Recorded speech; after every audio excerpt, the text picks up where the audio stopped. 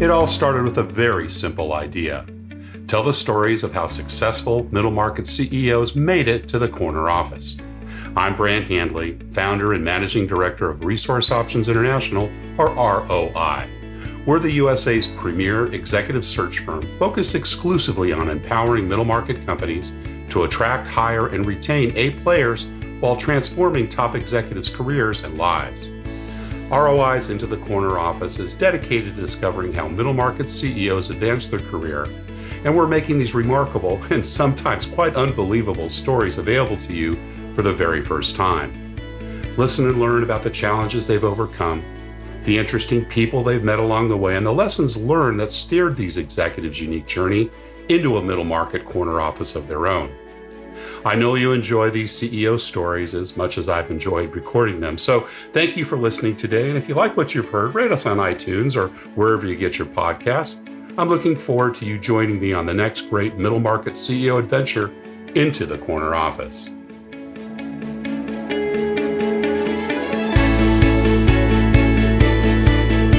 My guest today is CEO Stephen Wakeling. Stephen is a wireless industry entrepreneur with a 10-year track record of developing disruptive, technology-powered services.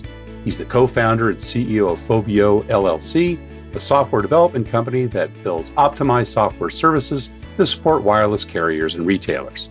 Stephen holds a bachelor's degree in journalism and is an alumnus of Harvard Business School.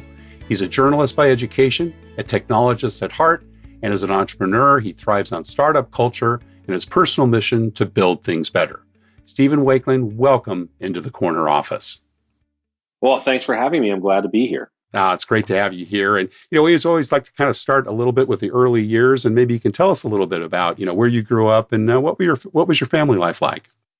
Yeah, I kind of grew up all over the U.S. We moved every several years. My dad was an engineer in the kind of defense industry. So kind of all over. It was from New York to Virginia to California to Michigan. So almost like a military family in that respect. Yeah, huh? people that was very much like that. Yeah. So I kind of went to college in Michigan, and that's kind of where my entrepreneurial, I think, kind of journey really started. Yeah, cool. So dad was an engineer. Mom worked at home. Was she also a university grad, or what was her career? Yep. Yeah. So my dad is from Australia, Cool. went to engineering school there. My mom grew up in West Virginia. She went to the University of North Carolina and got a degree in pharmacy.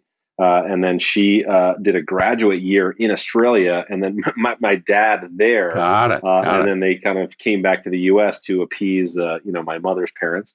And ended up, they came back for 2 years and ended up staying for, basically forever. So my mom worked part-time as a pharmacist when I was growing up. So it's two very science-minded parents, very into logic and reason. Sounds like it. Yeah. Brothers and sisters? Yeah, I have one younger brother. He lives in Shanghai, and he's a entrepreneur in his own right, and he's been in China now for almost 10 years, I think. So, wow. Fluent Mandarin speaker, and the pride of the family.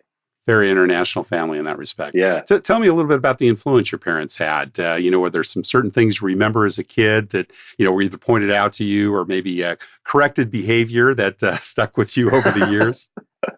Well, certainly, like both of my parents were very studious, and I think that there was a very a big emphasis put on education in our family. Not one that I necessarily think rubbed off on me, but certainly the lesson was learned. I don't know if the execution was there on my part, but I think there was, my dad grew up in Australia, as I said, and he was, had a very adventurous kind of outdoor, high adventure kind of childhood, and he certainly kind of brought that to our childhood as well. And we did a lot of hiking and did a lot of crazy stuff, climbing in caves and rock climbing and all that kind of stuff. And then obviously, we were doing quite a bit of traveling because, we'd have to go to Australia to see, the grandparents. And so we kind of had this idea, I think, growing up that you could kind of do whatever you wanted as long as you planned it well enough. And then, the idea of, jumping on a plane and going halfway around the world, like being in a culture that was, foreign to you, was like something that, was exciting, not frightening. Yeah. So I think, we both, my brother and I, have like an aptitude for kind of measured risk and like a sense of adventure. I think that's been really helpful, Yeah. certainly in my Travel and adventure. entrepreneurial journey. Yeah. Yeah. Dual passports for the both of you? Yeah. Pretty handy at times. Nice, nice. I imagine growing up and living in the number of places you did, were there other early influencers, any specific teachers or coaches that, kind of had a specific impact on you? Yeah, absolutely. I think, we moved when I was in high school to Michigan, which is kind of like a very entrepreneurial state in general. I think, there's a lot of people who are, factories that are making brake pads and or coat hangers or something. And so there's a lot of people there who are kind of doing their own thing and very successful at it. And I met a couple of people there who are still, kind of mentors for me today. One person's named Terry Hulse. He's kind of an operational guru and had kind of, had a lot of experience growing big manufacturing companies. And, he's a great guy to call when you're like, hey, the police How do you are do here. this? Yeah. They're like, oh, that's going to happen from time to time. Yeah. So he's a kind of a master of what to do now in kind of high pressure situations. So I think it was good. And then also we were just kind of seeing people all the time, in Michigan, at least, who were, had an idea and they were executing on it. And it was all about, a quality product and kind of being very conservative with your growth estimation. So I had this weird kind of, juxtaposition of this kind of real world business where there's nothing wrong with making coat hangers every day and trying to make $1 on each one. And then, I lived in Northern California when I was in the early part of high school and middle school. So, the internet was happening at that time, and we were just seeing the kind of very birth of not, it was this pre-Google, but it was like the HPs and the 3M, that kind of stuff was happening out there. Certainly Apple. And so when in college, I was kind of addicted to the podcasts about like what was going on and, this week in tech and like figuring out, like hearing How about to build like the this. birth. Yeah, that's right. The birth of the Facebooks and Googles was so fascinating. And so Drew, who also is from Michigan, and I am my business partner, we were like, man, we want to be part of that. And as soon as we were able, we kind of got out to Southern California and just wanted to work at various startups and kind of be part of that startup culture. And, they're venture backed and, they have this crazy expectations and, earnings didn't matter. And so we carried with us this seed of like, it's okay to kind of grow at a sustainable rate and, be kind of Midwestern values, it sounds like, right? Yeah, some conservatism exactly.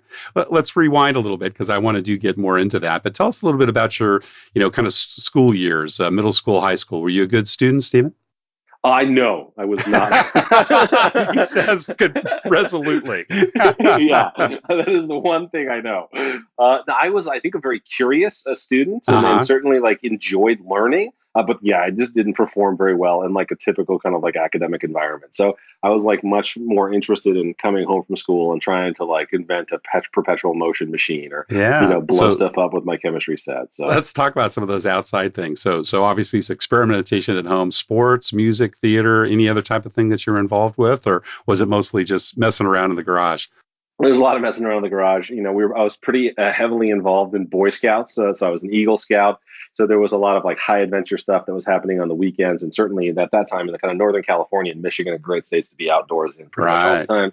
Right. And then my other kind of like passion, I think it was theater and improv. So I was on the improv team at my high school and like was in a number of different plays. And I think like improvisation, and I kind of was fascinated with it and like kind of studying like Second City stuff. And a lot of my friends ended up going down that path. But I think like improv theater was like a great training ground for the early part in like when you're selling a product that doesn't quite exist yet.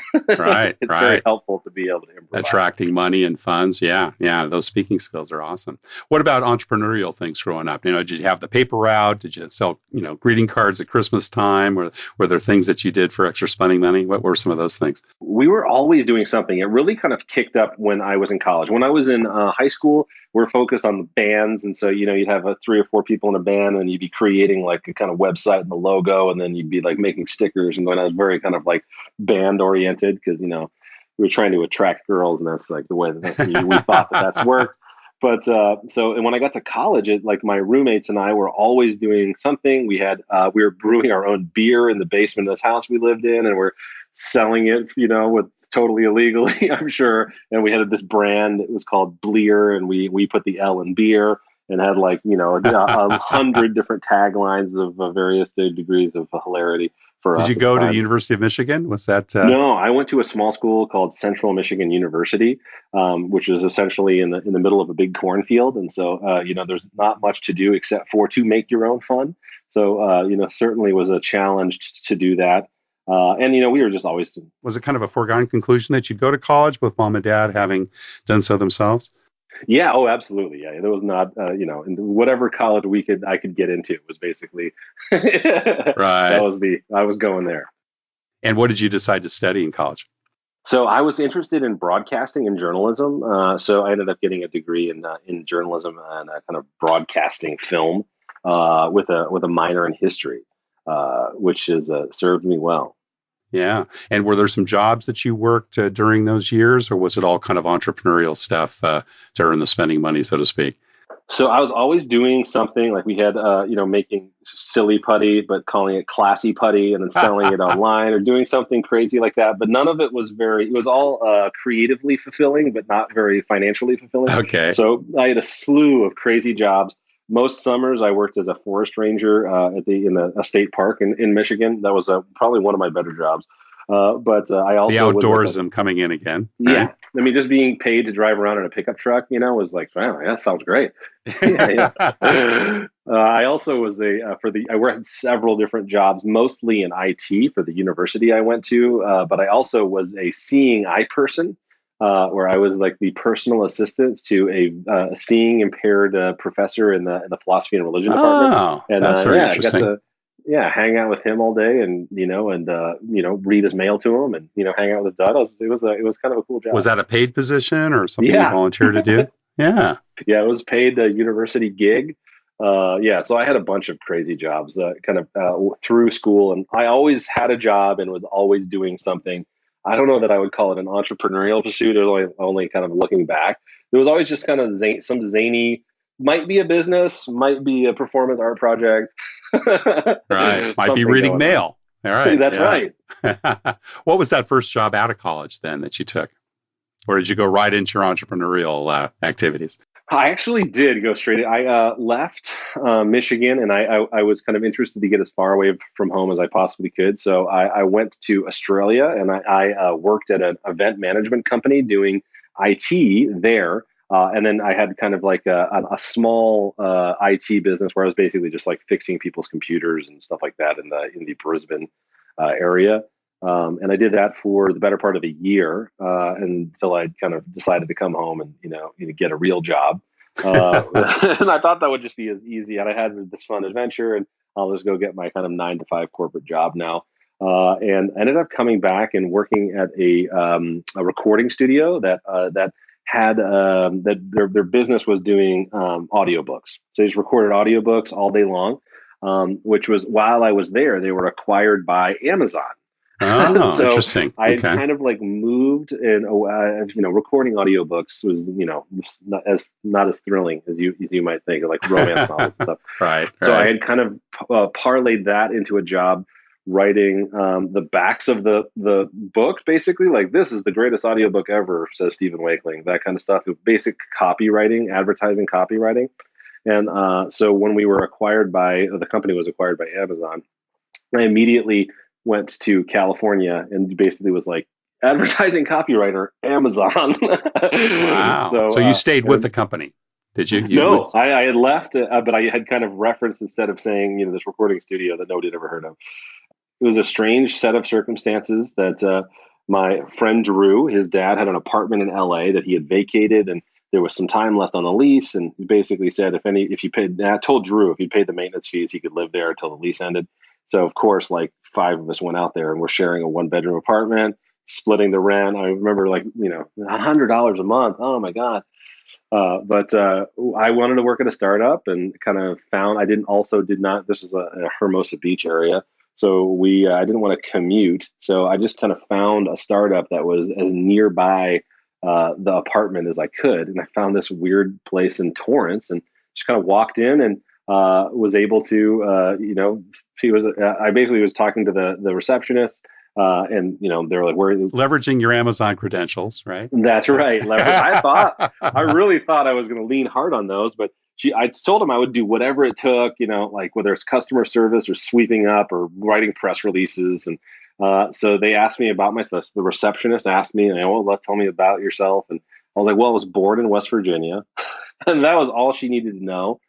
Turned out she was from West Virginia, and so was the CEO of the company. Oh my goodness! And so they were like, "Oh yeah, Kismet." So it's like 10 minutes later, they're like, "Hey, we want to give you a job, but we don't have a phone or a laptop for you." And I was like, "Well, I have a laptop and a phone. I'll just, and they're like, "Oh, sit right here." So that's great. And it was, very much like a, fast-paced startup environment where they hardly knew what they were doing from day to day. So like the least they could worry about was what I was doing. So, but it was fun. How long did you stay with that startup? I was there for the better part of 3 years, 2.5 years. Yeah. And did you move into managing people there? Any early leadership experience?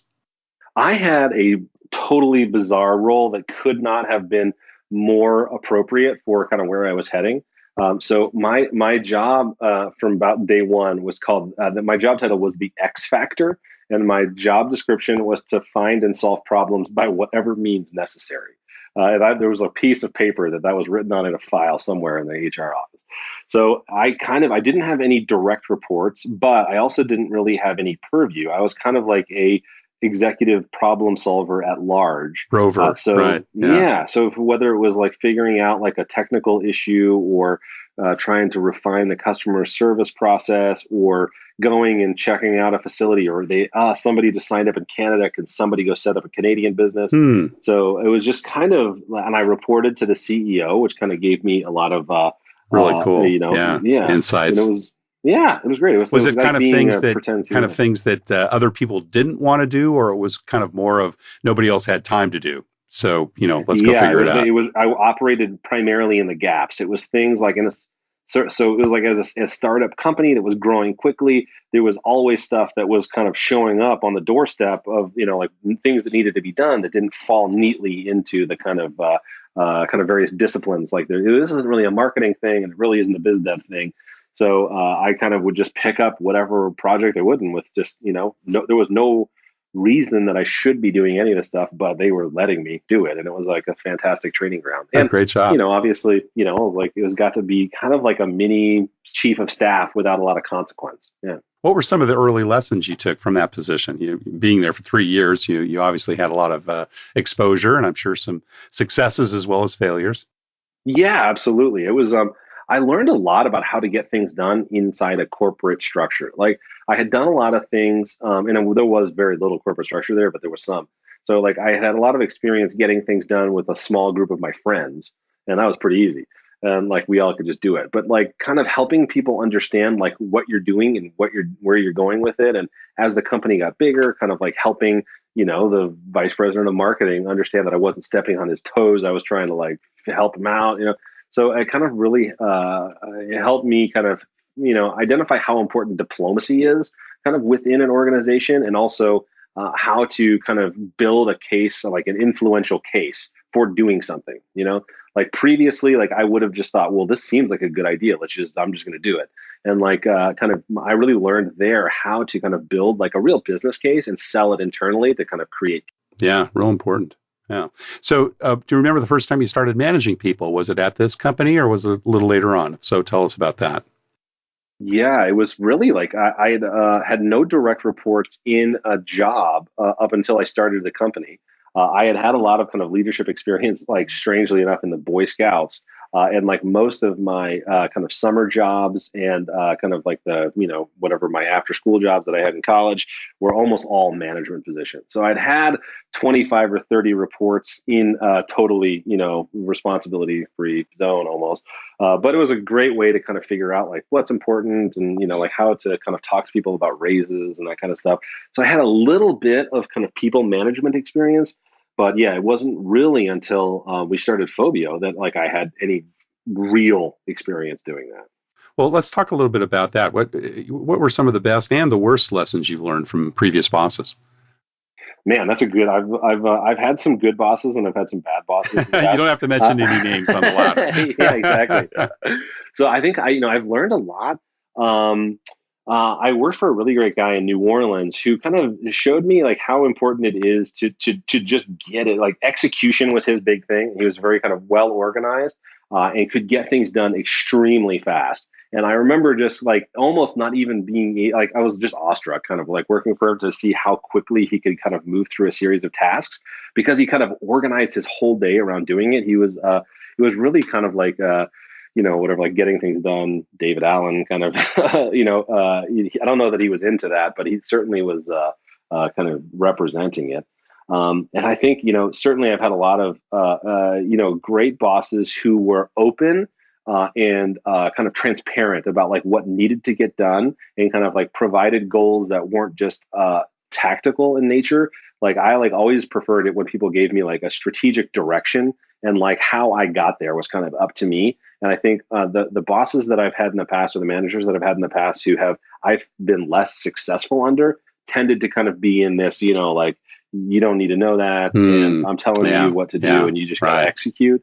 So I have always tried to kind of like err on the other side of that is, like tell people where we're going. And then, like you guys help me understand what the best way to get there is. Yeah, awesome.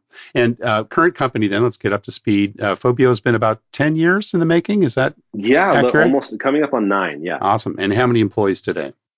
Today, 75. 75, great. And how would you say your leadership's, style has kind of evolved over time, particularly since starting your own gig? Wow. So we are kind of started as a bootstrapped organization and kind of grew to beyond $100 million, without capital partnership. So it was basically just me and thank you. Basically me and just the co-founders having to kind of figure it out as we went along. And I think we learned pretty quickly that you didn't have to be right all the time. You just had to be right most of the time. And, we were always constantly trying to hire people who were smarter than us, who knew a lot more about us, and kind of all we felt like our goal was to kind of like hold on to the cultural sensibility, and kind of be focused on strategy and culture rather than the being kind of controlling around how we do things. But yeah, man, it's like the lessons that I have learned over the past 9 years. I could fill 9 books probably. Well, you've mentioned a whole lot of things, and I kind of want to unpack them a little bit. First of all, let's just talk a little bit about the people and so forth. You had mentioned, obviously hiring people that are smarter than you, not having to be the smartest person in the room. Tell me a little bit about some of the things that you do as it relates to, kind of identifying key people for the organization. Do you have, a mission statement, a vision statement? How do you kind of recruit against the people you want to bring in? Yeah, we have had we've had a lot of good luck hiring great people. And I have thought a lot about how we ended up finding these great people, but I think that it really comes down to our openness about how we do things. And our kind of like intellectual curiosity about solving the problem. Like we didn't often come into situations saying, look, we know exactly what to do. Just do what we say and everything will be great.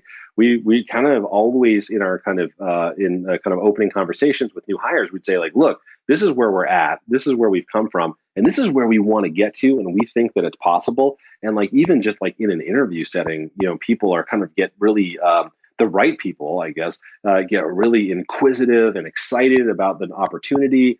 And like, they start throwing out ideas and how we can do that. So we've kind of had this very collaborative kind of problem solving focused culture that's really easy to communicate in an interview.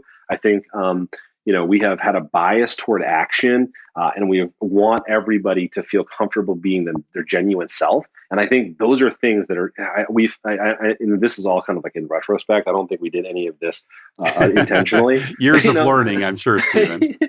Yeah, but I think like, in a recruiting kind of phase, it's easy to kind of in a conversation get those things across without actually saying that you're doing those things.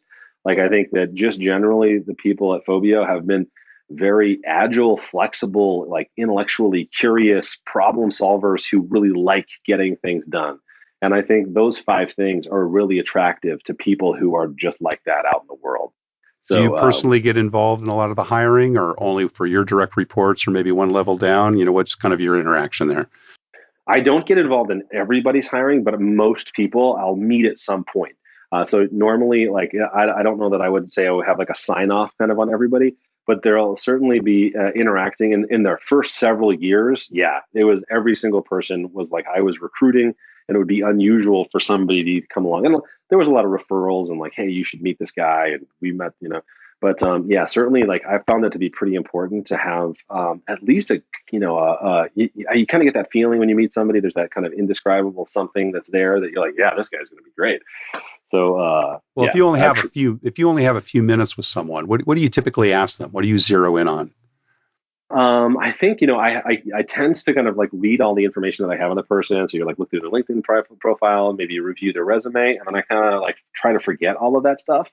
And then the interview is generally just kind of like, so like, what do you do? What do you like to do? What's like, what did you like about what you were doing before? This is what we've got going on. What do you think about that? So it's like ends up being kind of like a really fast paced conversation. And I always love to hear about like what people are, what is the unknown exciting is like the idea that there isn't a lot of there may not, and this doesn't work for every job, but like there's not a lot of there's no how-to manual for this job. Like is that a positive or a negative? And we kind of tend to err on the people who think like, that's great, I get to write my own job description in some regard, and we don't have the system in place to measure this, so I can define what that is. So the people who have done really well at Phobio, I think, like really embrace that. And I think every interview is a little different, but they're all basically just like a conversation. And I think my number one question is trying to like assess, whether you're excited to be here and like, is this something that you want to do this with us, and I think being very upfront about like the challenges ahead is super important too. Like we don't want people to feel like, oh, well, this is like a super high growth company and it's just going to be fun every day. And we kind of feel like the problem solving is the fun part, but not everybody sees it that way. So we want to make sure that, we're being really open about that on the front end. Stephen, how do you decide if it's time to micromanage or, when to stay out of someone's sandbox? That is a real challenge, I think, for any bootstrapped entrepreneur. I think you get to get it off the ground. You end up doing so much of like this pace setting, like where, if it's not going well, you immediately have to get involved because like, it's when you're growing a company and especially like in a bootstrap fashion, you don't have a lot of margin for error. And I think it's really difficult for the entrepreneurs that have bootstrapped companies to kind of get out of that mode of pace setting. So, I try really hard not to micromanage. And like when I find things that are going off the rails, try to like, how can I communicate in like an upstream fashion where we need to get to, or how can I change some things that are going to make the dynamic of this, like the group or the problem different. But yeah, it's tough. I think like I don't think of myself as a micromanager. I'm pretty like, open and I like people to be collaborative and, I want people with new ideas to be tried out and I don't want to like hamper any of that. But yeah, I think like it's more and more I realize how much of that kind of pace setting, let me get involved and let me fix it right now because I know I can do it, how much of that I really do. And it's like, I think it's a challenge for any entrepreneur as you grow to let go of some of the responsibility. Yeah, that's key because you've got to be able to delegate and have other people do that job. And it's sometimes very difficult to recognize when you're doing it. So I think, kind of working on, there's some really basic techniques around mindfulness and kind of self-awareness. Because I don't think like entrepreneurs are always aware. Certainly I wasn't aware that I was doing it on many of occasions. So you talked earlier a little bit about company culture. What are your thoughts on building a strong company culture? I think it's really important. I think a lot of people probably know that it's important, and so they say that it's important. So I think you really have to kind of do certainly as an entrepreneur who's founding something, I think as early on as you can make a cultural assessment of yourself, like what are the things that you truly believe in? And I think like you need to kind of start with like a basic fabric of what is important to you and like what is it that makes you want to come to work every day. And I think distilling your motive is the earlier you do that, the more important I think it is. So I think for me, I had been in this master's program where I was doing philosophy and religion. And so I had like kind of thought like philosophically about the things that were important to me at an early, when I was like in my early 20s. And it was a really basic list. And it had to do with kind of open and honest communication and, enjoying what I do. These are the kind of things that led me to an entrepreneurial pursuit, wanting to do stuff that like was important to me. And so I think like the earlier you can kind of create that list, and really things that like really you might fight and die for kind of thing if you were to lose them. I think the earlier you can figure that out, the easier it is for you to identify what your culture is. And I think the more you like believe it and the more serious you are about those things, the easier it is for you to convey them emphatically, and the easier it is for people to adopt them around you. So I think oftentimes like a mistake that cultures make is, or companies make in culture, is like, we're going to have fun. They become these really vague concepts that I think are hard for people to connect to. And I think they're the easy ones that kind of everybody wants to have fun and, do important things, but. Well, it sounds like you really believe that culture does flow from the CEO or the founder or the owner. Is that correct? Yeah. And I think like what I found is that culture can be like a delivery system. Like I think it's an afterthought. People say that, oh yeah, well, the people in your organization are the most important thing. And like the culture is kind of what really binds them together. And I think, I see kind of culture and policy as kind of having this kind of tension in the relationship, where you want people to kind of define a culture that helps people make decisions so that you don't have to have a bunch of policies around, what people are doing. So like, I think it can be a really important delivery system for the hard stuff. I think a lot of people think it's just like foosball tables in the lobby and free sodas or whatever. So what would you say is unusual or unique about Phobio's culture, Stephen? I think that we have a really inclusive culture where everybody feels comfortable to be themselves, and that's like an important part of our kind of the problem solving. Ideas are the only thing that really matter around here, and they can kind of come from anywhere. We've had it is amazing. Like when you open up the problem to everyone, you don't say like, well, this is an engineering problem, only engineers can consider this, like when you kind of open it up to everybody, it's amazing where the solutions can come from. And also like we open up a lot of our reporting to everyone because, sometimes. Are you kind of an open book finance company? In that? Yeah, absolutely. Like we feel like, as certainly as, business is kind of evolving, and there's certainly more millennials in the workforce today than there were yesterday. I think like there's this, and there'll be more tomorrow. yeah, exactly. And I think there's this kind of need to know directive, I think, at some companies. And I think like more and more millennials kind of need to know everything, So, and I think there's a lot of data to show the more information that you expose, like the more valuable your team can become as a problem solving force.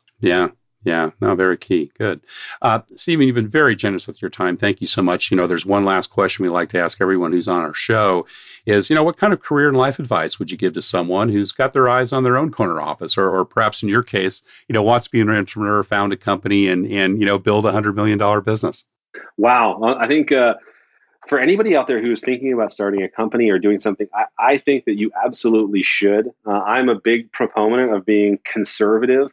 For me, I was trying to save all the money that I possibly could in my 20s so that I would have the opportunity to start a company and do something that I truly wanted to do. And I think that, it felt like a very risky thing to be doing. But like ultimately, I think it was probably, one of the best investments that I ever made. It was in myself. And I think you have to have like a self-awareness. Like I think, an appetite for risk is really important. But I would caution any would-be entrepreneur to like really make a strong assessment about, what the idea that they're chasing and like whether it is going to pay out or not. And I think, it's okay to say like, what, I don't see this. We had a ton of ideas that were, in the first 6 weeks of working on them, like, I don't see this going anywhere. And, having the kind of we're being comfortable enough to say, I'm going to just go ahead and put this one down and try something new here. I think that's an important thing. But then like once you have something that you think has some legs, not stopping. I think one of the most important kind of piece of advice I ever got was from my business partner, Drew. And when we started the Phobio, he said, let's just do this until it's bankrupt or successful. Or it's not fun anymore. Yeah. Right? Yeah, exactly. So I think, we'd had a lot of kind of ideas that had been like, this is kind of cool, but maybe we'll try something else. And he was like, let's just try one until it tells us we're done. Right. There you go. And I think, that's, certainly a year in, when we're just starting to get our first revenue, I think, there was a million opportunities in that first year to go out and, get a real job or do something else. And I think just having this, I felt a little bit dared by Drew to not do that. And I think that was probably one of the keys to our success. Well, congratulations on your success. 10 years together in a partnership is a challenge in any situation, but growing a great business and lots of opportunities for the future is certainly very encouraging. Thank you so much for your time. Thank you. It's been great. Thanks. Thank you for listening to Into the Corner Office with Brant Hanley. We hope you enjoyed hearing our guest CEO story as much as we did. If you want to hear more CEOs reveal their journey into the corner office, please subscribe via iTunes and tell your friends and colleagues. For more information about Brant, Resource Options International, and the mighty middle market, visit www.goforroi.com. We look forward to having you join us for our next episode.